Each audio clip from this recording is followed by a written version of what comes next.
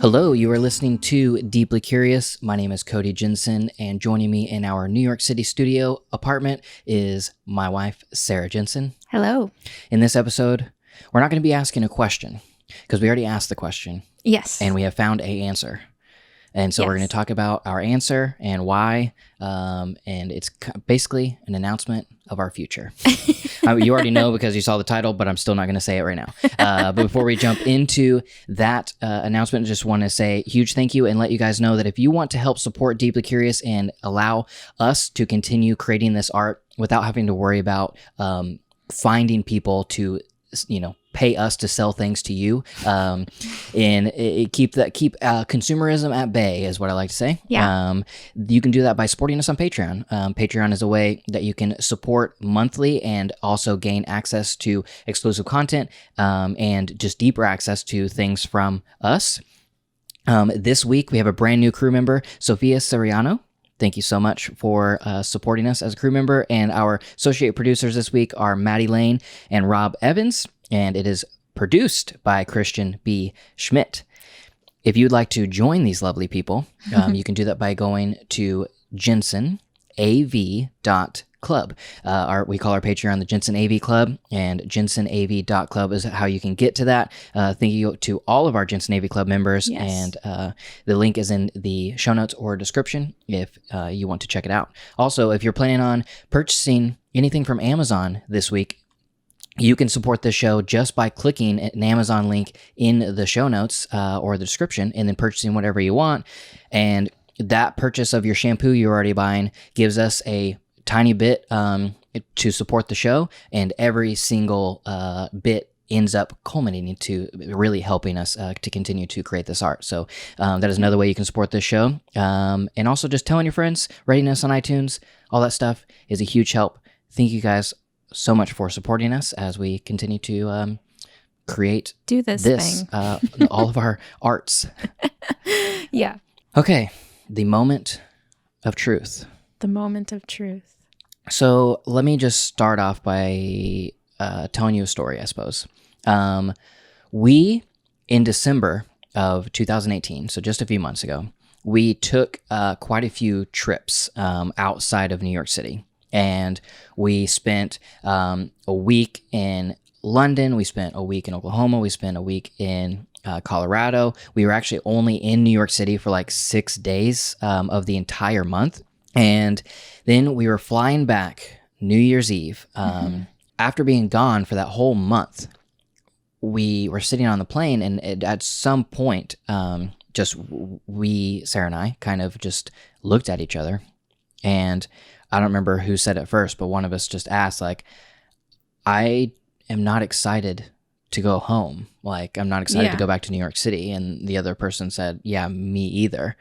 So then after landing, we essentially spent the next few weeks or month, like, exploring why. Yeah, just asking why we felt that way. Was it just because it was winter, or, was there something more going on? Is it because we just spent a month with some of our best friends who don't live here in New York City? Right. And then especially spending like the prior week to coming home with some of our very best friends and family that we haven't seen in a long time, right? That all have dispersed across the country and have all came home for Christmas, and we got to hang out with everybody for multiple days, right? And so it was like this reunion of like our deepest connections, and then we were immediately going from that back to New York City where we don't have any deep connections, right?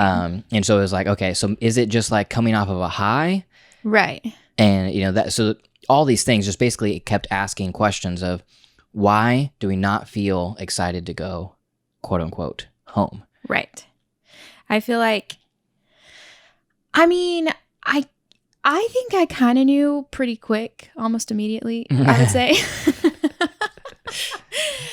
I just know myself, I guess. Like I just, whenever I feel like something is right, I know it's right. Like I don't really question that kind of like those things about myself. And I was talking to my friend who lives in Australia, And I was telling her, I was like, I just didn't feel excited to come home. And she had lived in New York for like 4 years or something. And she was like, well, I mean, I think that's a pretty good sign. I mean, I don't know, but every single time I flew back to New York, I was excited. Every single time. And so like, she was like, I think it might be a pretty good indicator that like, you know, if you're not excited to go back to New York City, then something should probably change.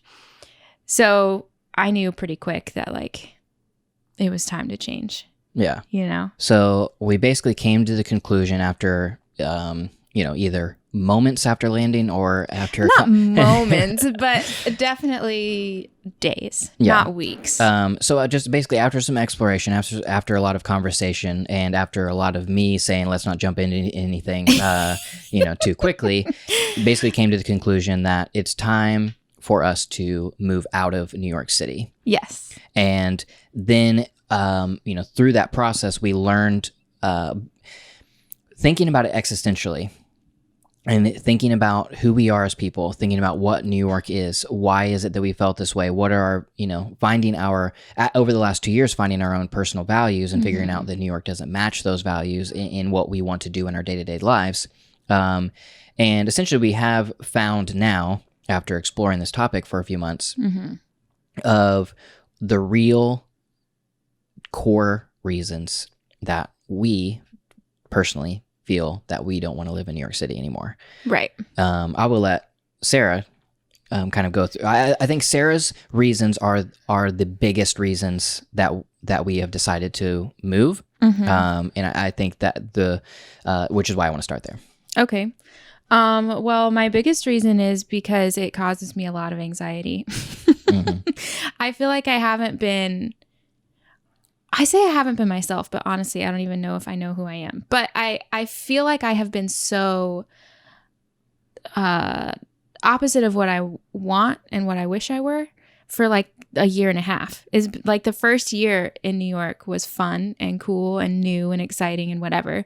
But then like, I don't know, like New York on a day-to-day basis is so different than what you think. And like it just like my anxiety has just been like wildly bad. Like I think the last time I felt this like anxious and depressed was when I worked at the bank at the full-time job that I hated. Like it's just been so like difficult to handle. And I think also the thing is that there's like no relief from it. Like there's no, you come home and all you hear outside your window is traffic. There's no quiet. You go to a coffee shop and you have to, which there's something really cool about it, but also like you never have a table to yourself. And like, you know what I mean? Like there's no, I don't know, like taking your laundry is difficult, and getting groceries is difficult, and like everything is just a little bit harder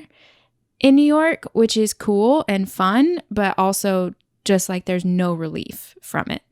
And so I think it's just really caused my anxiety to be just like absurd. It's insane how bad my anxiety has been. And I would also probably put some of that anxiety on the cost of things too. Like I'm not going to like discount that. It's not just the noise or the lack of nature or whatever. Like I do think probably like the cost has something to do with it. And like always worrying about, I don't know, just like paying rent and crap like that has just been really, really stressful. Yeah.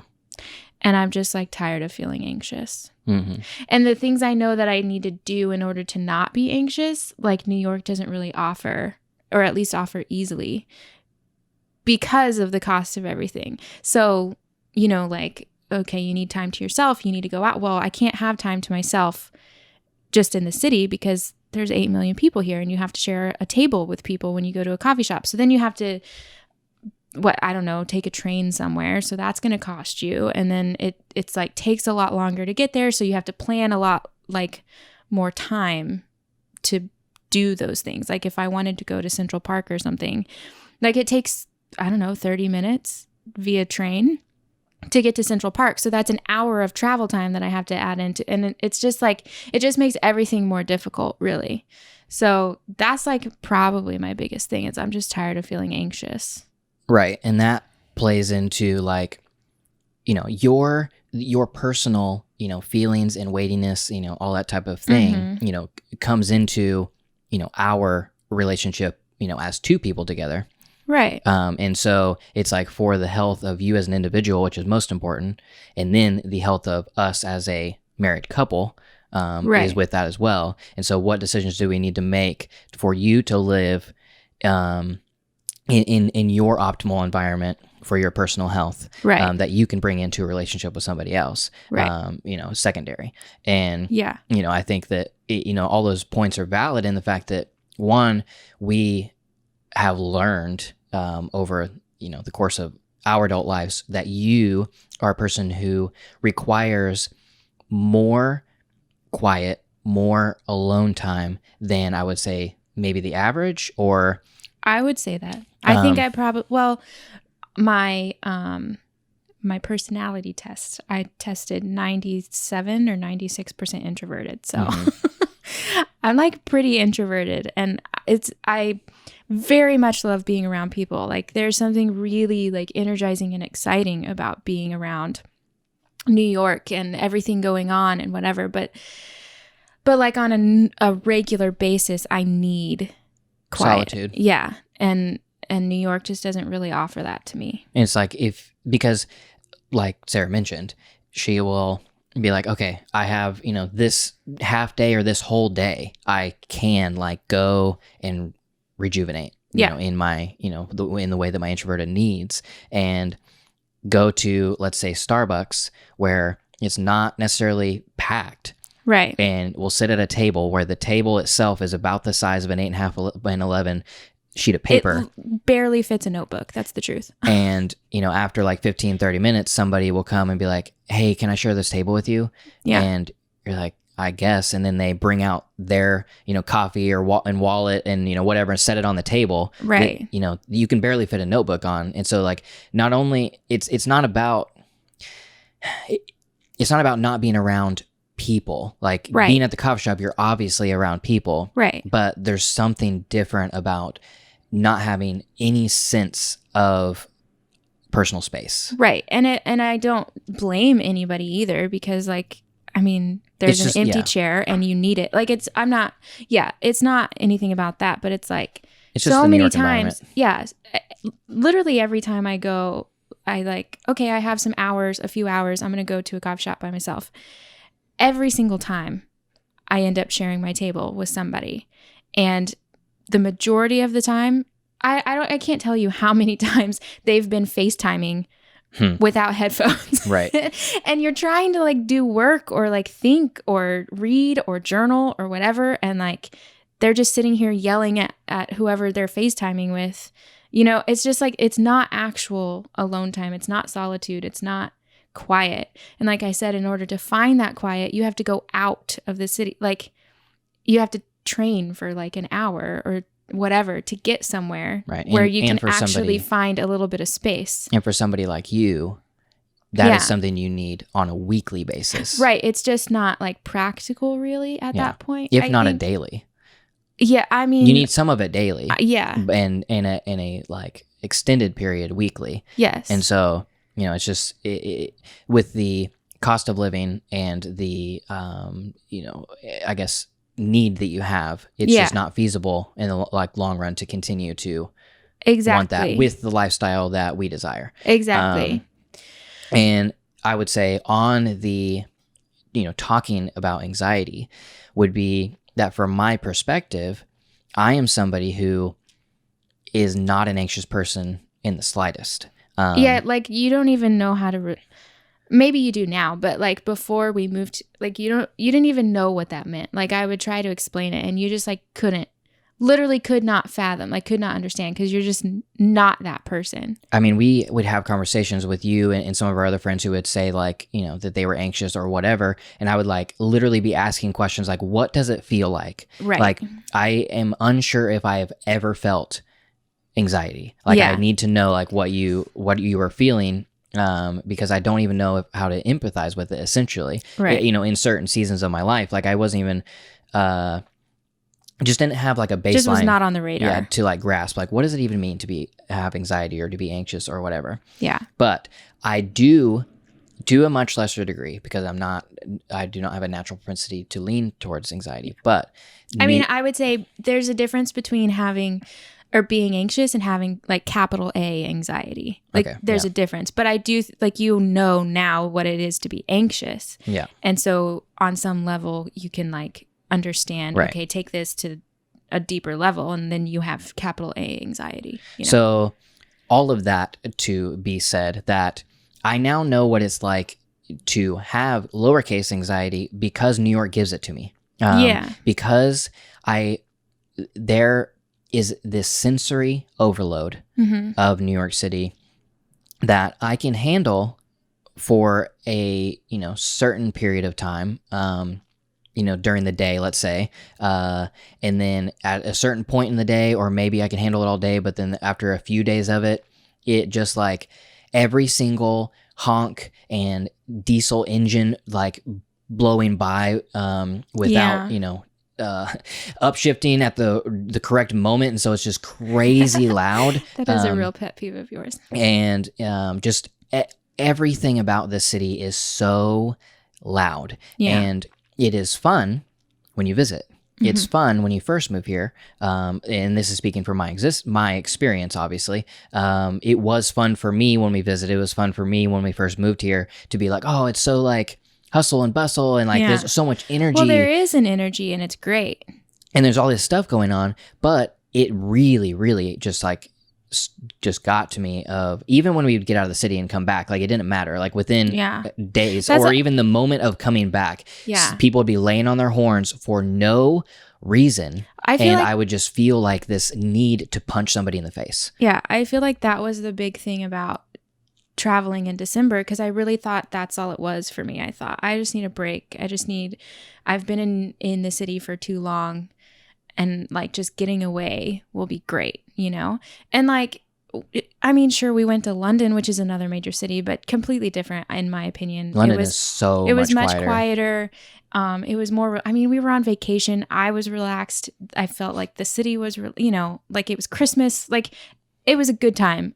And then Colorado and Oklahoma, obviously not big cities. Like we were skiing in the mountains. It was calm. It was beautiful. It was empty, whatever. And it didn't change my feelings about New York. Like I thought that it would be like rest and like, okay, now I'm ready to get back. And I just wasn't. And I think that New York really just like highlights my anxiety, and I don't like that. And I don't, maybe there's a way you can get rid of it and still live here. I don't know. But like, I'm tired of trying to figure it out. I've been like this for a year and a half, and I'm just done trying to like not be anxious. You know what I mean? Like it's just like exhausting. You have learned that New York actually increases your anxiety. And so it is basically come to the time where, you know that, and now we need to positions ourselves into an environment in which you can mitigate the thing that you suffer from. Right. Exactly. And I feel like it's interesting to learn that, because like New York has been my dream my entire life. And but like I don't feel bad about leaving. Like I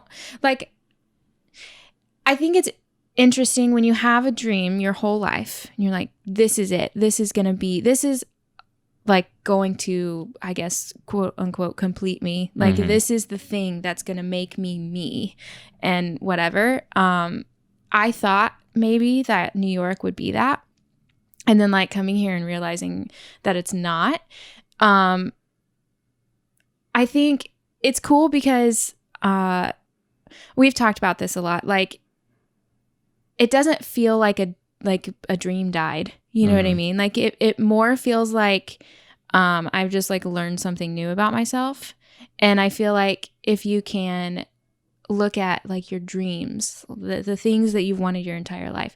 When you get those things, like they're never what you want. They're never fulfilling what you wished that they would fulfill. Mm-hmm. And I feel like just like changing your perspective on that and learning and just looking at it like, oh, okay, like checking it off the list. Like I learned that this thing isn't it, on to the next.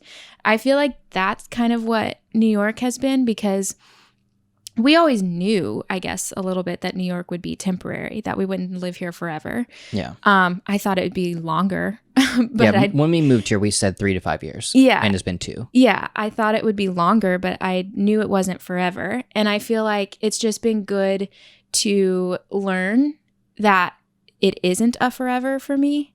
Like for sure, I've learned that.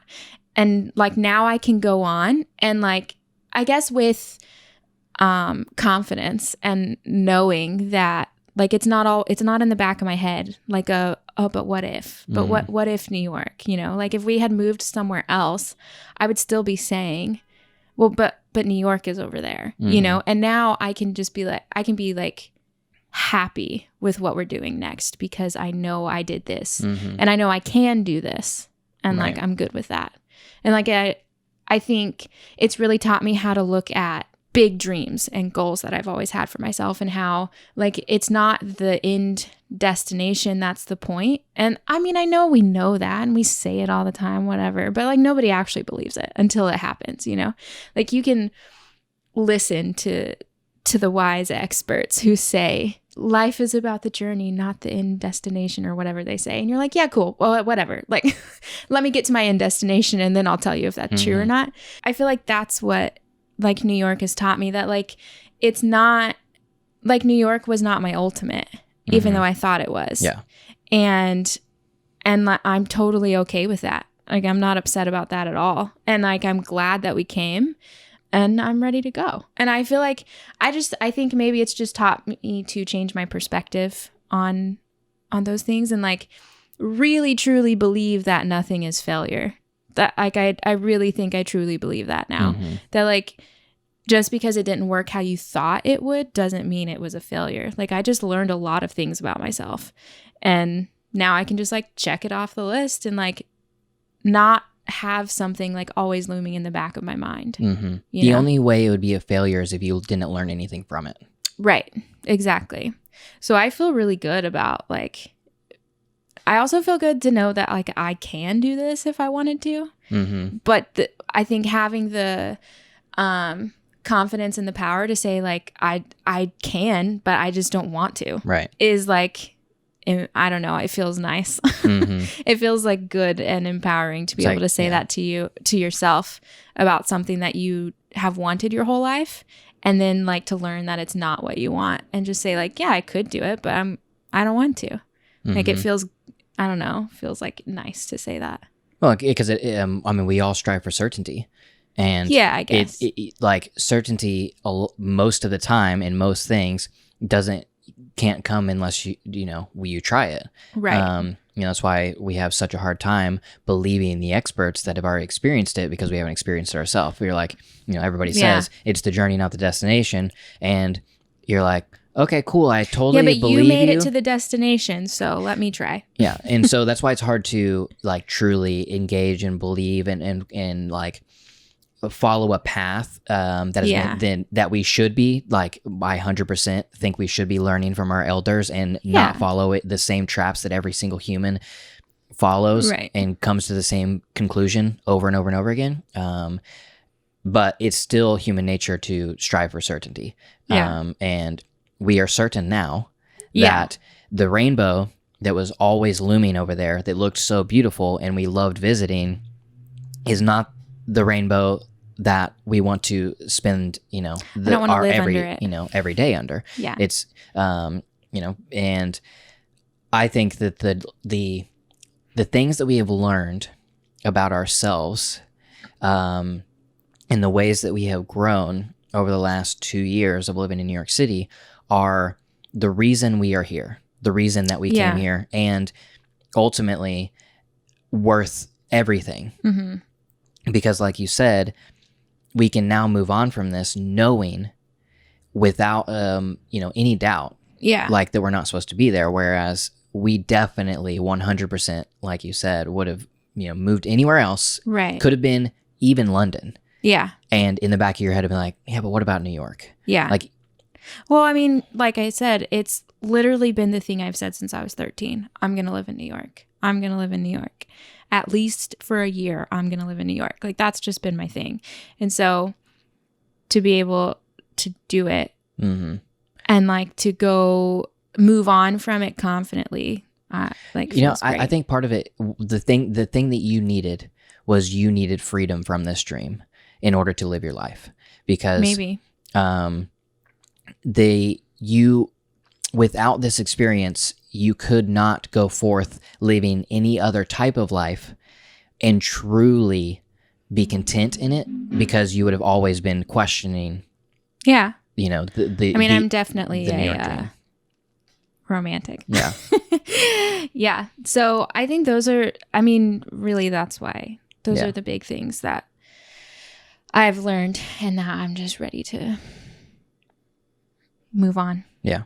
And I think that, that would be that's obviously the biggest reason and the most valuable reason is just like mental health. I'm drowning over here. Yeah. Just like, and I think you could probably tell, if you've watched our videos.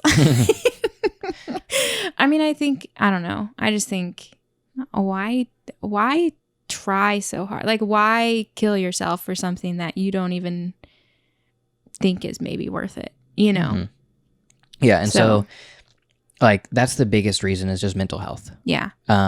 But then aside from that, I have also come to a lot of conclusions about me personally, because that's not my personal struggle. Right. But at the same time, it is, but more in a practical, sense than an emotional sense, even though it does affect my emotions for sure. And so over the course of this, like, basically 2 years, and especially like questioning over the last few months of like, what are my own personal core values, figuring that out to like, what do I think are the most important things in life? What I think almost the meaning of life is. The number one for me and us, and we've had this conversation, is deep community, living in a family style, deep rooted community where we are there day in, day out, for each other, with each other, living this thing, as the Midwestern Christians love to say, doing life together. But I very much value that. Right. And I think that there is no other thing in life that is more meaningful than, community in that way. You could obviously throw in like children into that, but I am not a parent. So there's that. And then my second one is freedom, but specifically like financial freedom is what I would put on this list. My actual core value is freedom in general, but one thing that comes with freedom is financial freedom. And so within New York, and thinking about my life in New York, deep community and financial freedom are two things that are very hard to come by, because they each feed into each other, in the fact that New York is so expensive to live and rent is so expensive that people have to work extra, harder, whatever you want to say. They have to live this life where they are working to live. But New York is has the mentality or the energy of living to work. I have basically come to believe that New York is essentially the mecca of work, and people will come here to worship work. Work is the end all be all. There's no conversations that you typically have with people that don't involve work in some way. That, people actually, most community-based relationships are based around who I work with, who I want to work with, getting together with a work excuse to spend time together, because most people feel if they are not making $1 right now, then they are wasting their time. And if they're not making $1 right now, then they're not going to be able to pay rent at the end of the month. Right. And so because it's so expensive to live here, people can't think about anything else other than working. Yeah. To actually stop and live life and live in a community. And so it is hard to find, in my experience, it has been hard to find people to live in a deep community that don't value work above all else, because I don't believe that the meaning of life is work. In my own personal values and things in my own personal exploration of what meaning is, I have, looking at people who are towards the end of their life, I have yet to hear a story of somebody on, the end of their life or on their deathbed that says, I wish I would have worked more. I wish I would have worked harder. Right. It is typically always the opposite if there is regrets of, I wish I wouldn't have worked so much and spent time with people. I wish I wouldn't have worked so much and traveled and had experienced more of life. And so I don't, looking at that, I don't want to follow the path of going towards the end of my life and feeling like I just wasted this life working it away and not actually doing what actually matters, which is loving those, deeply around us. And it's not that you can't have that in New York. I'm just talking about my own personal experience of life in New York and life as a transplant to New York as well. I mean, I think this conversation is completely different if you're saying you're a native New Yorker with like born, raised family, extended family, like, lifelong friends. Like that's completely different than like all of the transients that we have been connected with and that move here for work essentially spend their days in life worshiping work. And when you're talking about that deep community and financial freedom, those compete with each other directly. And so it has not been possible for us to find financial freedom here because we would have to work so much harder to survive with the margin that we like to live with, in the freedom that we like to live with. And because of that steps on community. Right. Because if you're working so long and so hard, you can't engage in community.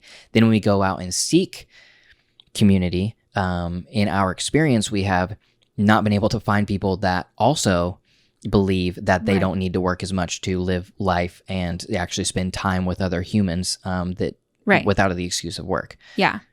It's definitely like indirect, like you said, competition with each other. And it's not to say, I do think, like, to reiterate our experience of New York, because I think obviously there are 8 million, 9 million people here. Like there's so many experiences. This is two experiences of 9 million here. Yeah. And I also don't want it to seem like you shouldn't move here either. No, I firmly support anybody who like feels this dream to like come do it. Like it's amazing and it'll teach you everything. I've said many times that even if this isn't your dream, I think that every person, especially American, should live at least a year. Yeah. It teaches you so many things about yourself, about other people. Like it really is like a unique experience. And if you have the opportunity to experience it, then you should. Right.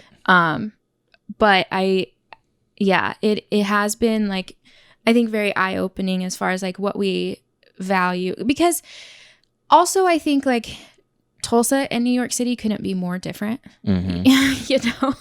so like going from one to the other, like just so contrasted, like it's insane. And I always thought like Tulsa is just so boring a lot of times. There's nothing to do. There's no buildings to look at. It's just like literally nothing. Like there's just like not a lot happening. People are great in Tulsa, but like there's not a lot going on there. And so I think I always thought like I need somewhere exciting. I need somewhere that's just like buzzing all the time. Now, don't get me wrong. It is amazing to be in a city where literally at any moment, any given moment, things are happening. Like the other day, you were freelancing at or near Washington Square Park, and literally Vampire Weekend just like did a surprise show in Washington Square, and like that stuff does not happen anywhere but New York. That is freaking cool. And it's amazing to watch and like, you know, be a part of. And it's amazing, like all of the shows that are here that you get to be a part of, Broadway, you know, like everything. It's just, there's so much happening and it's really fun. But like, it's like so, we went from somewhere so boring to somewhere like so happening.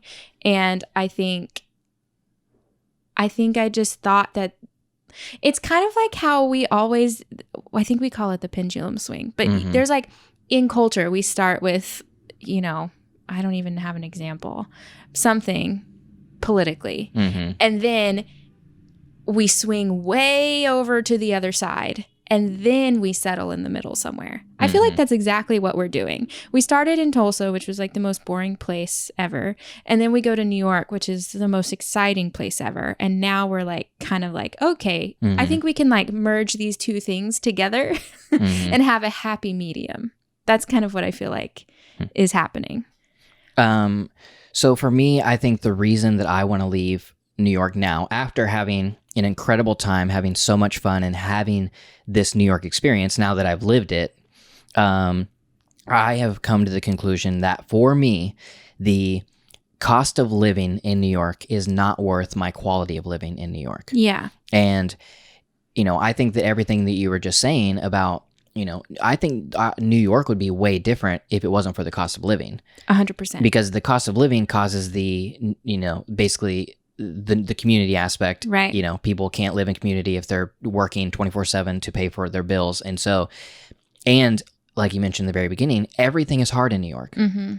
It's harder to do everything. Like all of your day-to-day lived experience is a little bit harder. And that, if that was the cost for everything that you gain in New York, right, totally worth it. Absolutely. But whenever that is the cost on top of the financial extreme cost of being here, and then not have, you know, everything just snowballs, and like it no longer, that takes away from my quality of life, all of New York being, you know, a little bit harder. Yeah. And the cost of living for me is just not worth the quality of living. I think that would be my, you know, if somebody in my elevator pitch of like, hey, why are you leaving New York? It would be, the cost of living just isn't worth my quality of living. Yeah. And everybody that I have personal connections with, and, you know, people that I work with freelancing and things like that, you know, I've told them that I'm moving, and I will say that statement of the cost of living is not worth the quality of living. And they're like, oh yeah, totally not.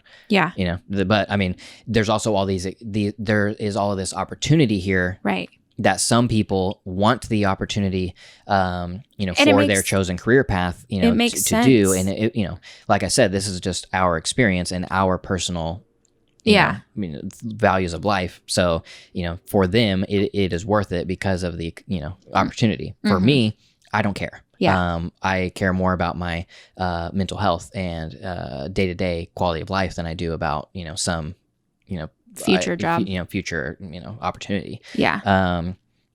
So another thing that is huge for me, and this is another way that I have come to think about my experience in New York and why I am leaving. I just got this thought one day, of like, hey, why are you leaving New York? And this like came to me of, New York takes every available resource for external survival, and growth and gain. And I want to create ample margin for internal growth and reflection. Yeah.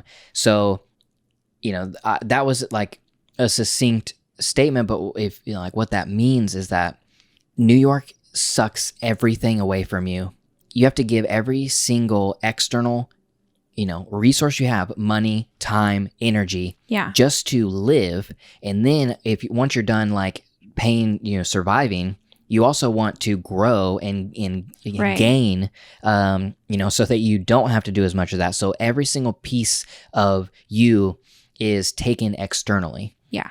And I don't want that existence, and would rather create ample margin for externally, so that I have ample margin internally to reflect and grow. And, basically I want the growth that is happening in my life to be internal. Yeah. Not worrying about surviving in external growth. I think that's really it. It's just like, well, yeah, I guess I'm looking at this from anxiety and emotions versus practicality. But just like we mentioned, like I need solitude and I need like space. And I think it goes into that too. Like there's just like so much overload here and overwhelm. And even like it just doesn't allow you the internal space. Even if you're sitting at home, because all the cars right outside your window are just like freaking out. And like, I don't know, it's just, yeah.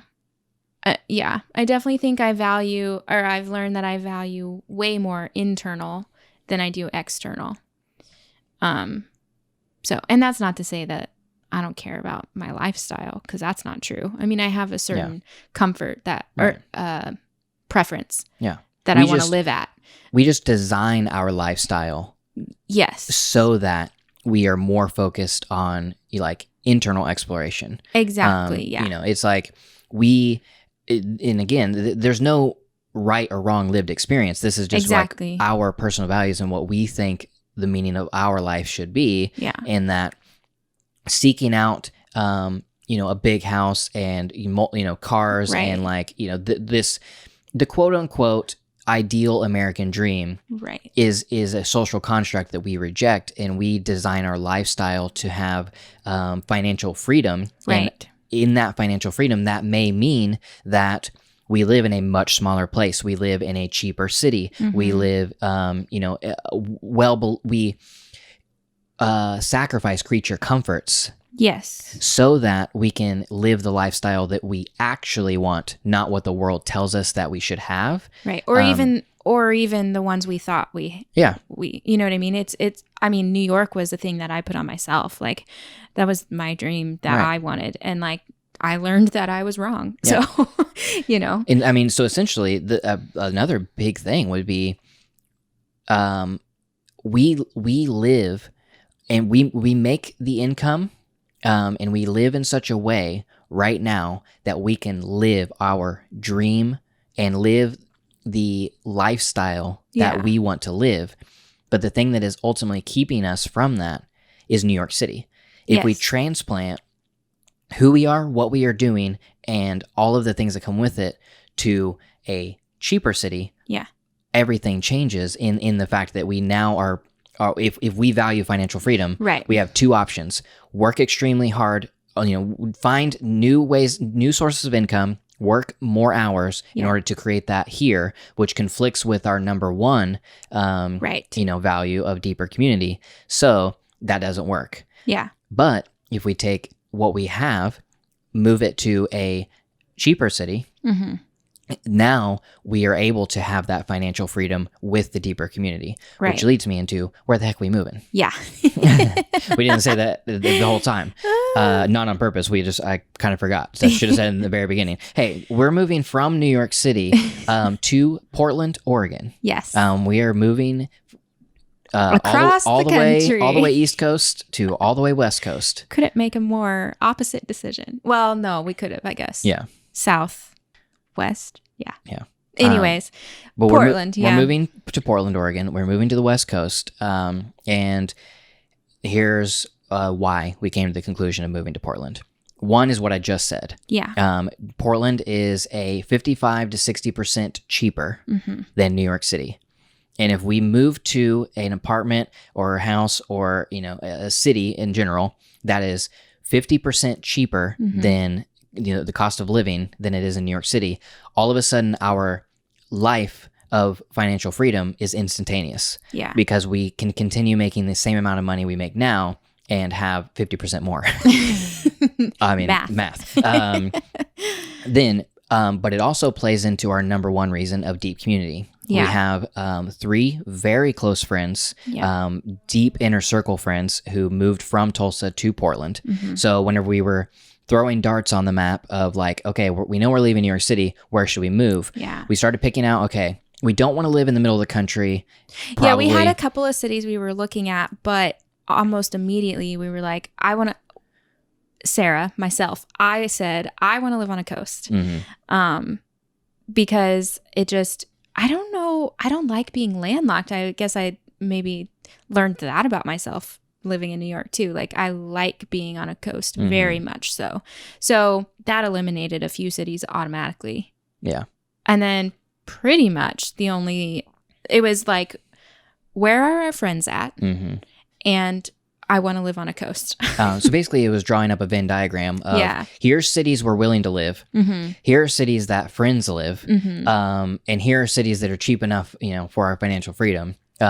And wherever they converge is, where we're going. Our options. Yeah. Literally the only option, if you put, coastal on there, was Portland, Oregon. So we've never been to Portland. We've never been to Pacific Northwest. Never. We've never even been to the West Coast except for I went to Anaheim, California for 3 days of work last year. Yeah. And I've been to LA once. And Sarah's been to LA once. So other than that, we have no West Coast experience. Yeah. And so that is a fun thing that we've done this East Coast life. We're like, hey, we don't have any reason to stay here. Yeah. And so let's just go try out the West Coast. I just want to say real quick that moving to somewhere you've never been before is actually really exciting. Yeah. I feel like, I tend to put a lot of expectation on things and places and what I feel like it will give me or what it should give me. And I have none of that for Portland because I've never been. And I really have no idea what to expect. And I feel very excited about the surprise of it all, I guess. Yeah. I know it might seem crazy to some people that we've literally never even visited, but I don't know. It's actually kind of exciting. Anyways, go ahead. And I also forgot to say that we had 3 very close friends move to Portland. And then there are at least a dozen ancillary friends that have moved from Tulsa to Portland. And so we essentially have a already established community in Portland of everyday friends, and then weekly friends that are already there. So that's our number one reason for moving. Our number 2 is that it is 50% cheaper. And then now that we've made the decision, I'm adding a bunch of other reasons. And the fact that Portland is an hour and a half away from surfing. It is an hour and a half away from skiing. And so I am now going to buy a surfboard. I'm going to buy some skis and I'll live past season ticket. And I am going to surf and ski all year long, switching off. Yeah. And that is going to be my life now. Which is fine with me because now I don't have to pretend like I like skiing. You can just go by yourself. Yeah, I think the aspect of it being very much a nature place is really appealing to me too, because I didn't realize how much I like trees. Yeah. I feel like because in Oklahoma, you just can't get it. Nature is... we had a massive tree in our yard. Yeah, it's just it's so ingrained in your everyday life. Actually, we had a yard. Yeah. Yeah. I feel like it's so ingrained in your everyday life that you don't realize how much a part of it you are, even when you're in the cities, or at least in Tulsa. Tulsa's very nature-y as well. Yeah. And so I didn't think that nature was a big check on the list for me, but it actually is. I learned that about myself too. I don't like having to travel to go see a tree. Yeah. Or getting stuck on an island trying to go see a tree. Yeah. So I'm excited about the nature aspect of Portland. Yeah, as and also I have heard and read a bunch of different studies in that regard over just in my daily podcast listening and just curiosity exploration type stuff of just figuring out that there are so many different studies out there that have studied the effects of nature on our mental and physical health. And just, on the physical side, there are certain cancer fighting, I don't know what the correct scientific word for is, but basically there are cancer fighting minions inside of us that deplete whenever you do not live in nature or do not experience nature. So living in a concrete jungle, your cancer fighting minions are constantly dying essentially, and you get to a low point. But they've done studies where if you go spend like a 3-day weekend in nature, like basically camping, you build all of those cancer fighting minions back up to 100% or something. And then if you go back and live in your city, they actually last for a long time. And you can live like, I don't remember what it was, like 28 days or something before it drops, below like 60%. And so, just having access and, to where I don't have to go take a 3-day weekend in the nature. Yeah. I live among nature. Yeah. For just, obviously that doesn't actually affect me day to day because I'm not like I don't have like a counter that's like, oh look, my cancer fighting things are like high. But my mental health though, it does affect my mental health to be able to see trees, hear birds, just like live, not in an echo chamber of honking. Yeah. That type of thing. Yeah. Yeah. And I think, maybe this is just like an additional pro to what I think, or what I feel like the lifestyle we will be designing in Portland, as far as like surfing and skiing and stuff. Like, you hate going to the gym. Exercise that is like on purpose exercise is like not something that is not your strong suit, but like activities that like if I don't feel like exercise are definitely something you're into. So like it's also a good exercise. Right. Like any sort of physical thing like that, surfing, skiing, hiking, rock climbing, all of those things that are heavily physical activities that are crazy amounts of exercise. My brain is like having so much fun that I will basically play myself to death. Yes. Like I will stay on the mountain surfing with forgetting to eat. Yeah. Or on the mountain skiing, like forgetting to eat. And just go. And like, I'm not going to waste my time here. And I'm like having so much fun. I'm like up and down, up and down, up and down. And then at the end of the day, I'm like, shouldn't have done that.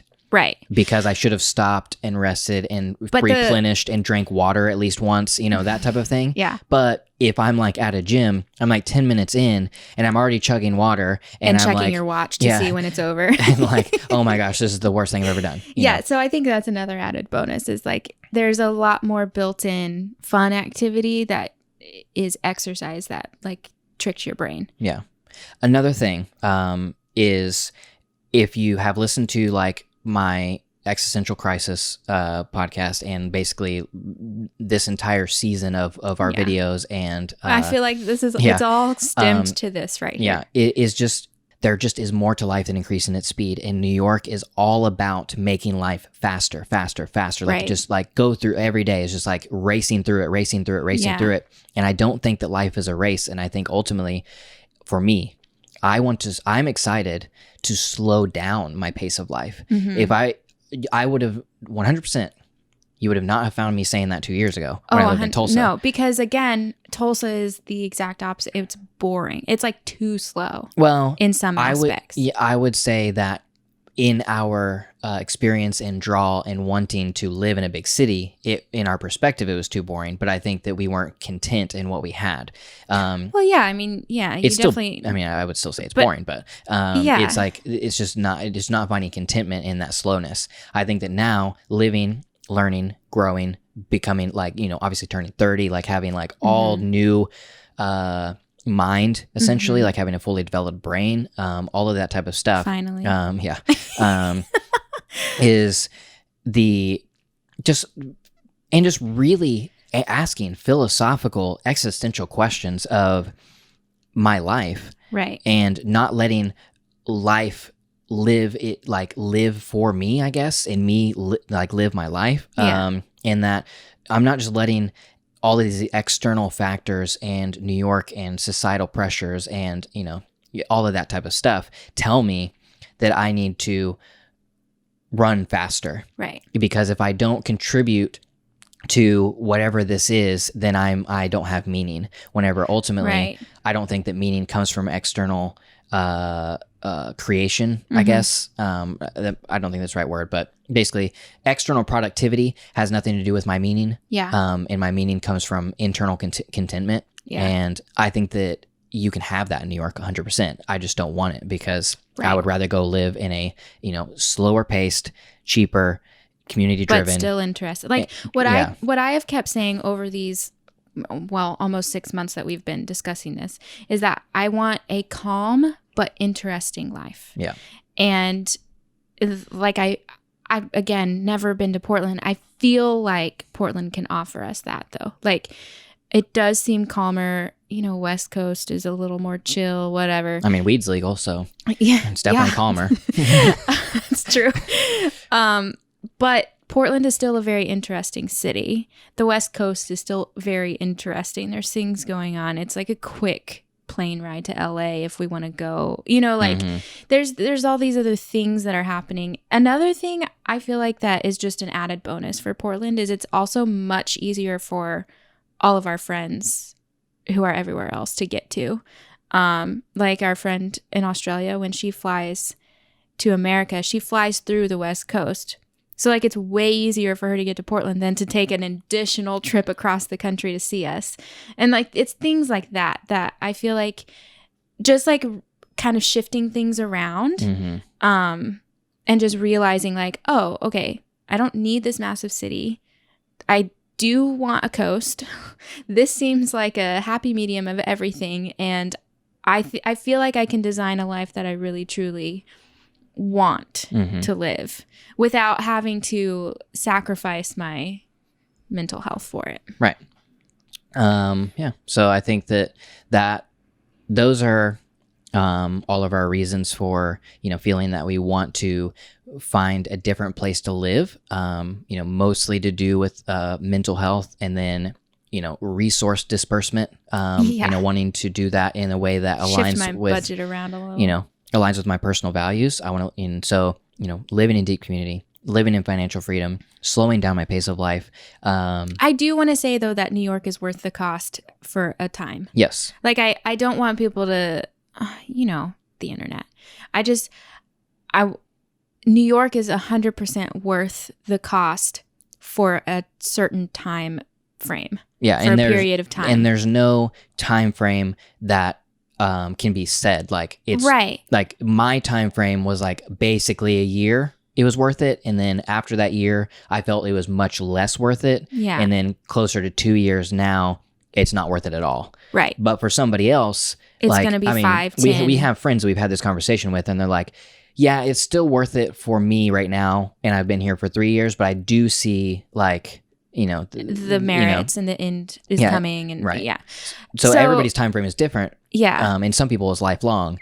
Of course. I just want to throw that out there because I'm not against New York. I'm not against paying for New York. I just feel like you have to be honest with the questions and the answers, and you have to be honest with yourself about why you're here, what you're doing, what your true values are, and not just like go along and do something because you think it's what you should do or you're afraid to call it a failure or whatever. Right. Like New York is absolutely worth it. Yeah. For a certain time, and you can only determine what that time is for you. And I would also just like to add, because this is where my mind's at right now, is, if you're in New York because you're in a race that you're trying to win, and that is in New York, is just to ask, is the race worth winning? Yeah. Is the race even worth participating in? Right. And I don't have an answer for anybody. Right. But, sometimes yes, sometimes no. Who knows? But for me, I don't believe that ultimately that most of the races of life are even worth participating in, because it's not worth winning. The cost of winning, it doesn't outweigh the benefits of the end goal. Yeah. And that is my personal take in my experience. But I think that we all need to ask those questions. I also want to say, when we leave for Portland, we are doing a cross-country road trip. Yes. And I'm very pumped about it because we're going to a lot of places we've never seen before. And it's going to be like, it's a 60-hour drive time. So it's going to be like at least, I don't know, basically probably 3 we're weeks. going on tour. Yeah. And our tour stops are going to be, our definite tour stops are going to be Washington, D.C., Nashville, Tennessee, Tulsa, Oklahoma, Enid, Oklahoma. That's where our family is. Yeah. Grand Canyon and Flagstaff, Arizona. Yeah. And then Joshua Tree, and then LA. Ventura, California. Yeah, well, Ventura is above LA. And then Cupertino, because we're going to see the Apple campus. Mm-hmm. And then Portland. Yeah.